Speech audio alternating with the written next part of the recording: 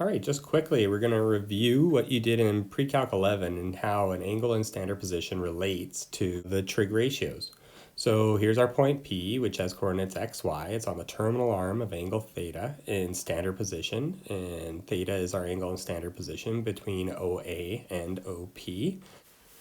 So here's our point P with coordinates x and y. The x is the horizontal part of that right triangle. The y is the vertical. R is the radius of the circle. So first formula I have is r equals the square root of x squared plus y squared. Well, all this is really is just Pythagoras'S theorem. So instead of a squared plus b squared equals c squared, it would just be x squared plus y squared equals r squared. Take the square root of both sides and you get r equals the square root of x squared plus y squared.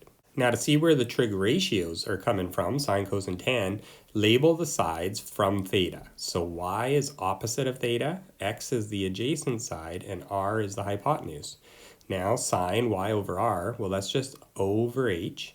Cos is x over r is just a over h, which is adjacent over hypotenuse. Tan is O over a.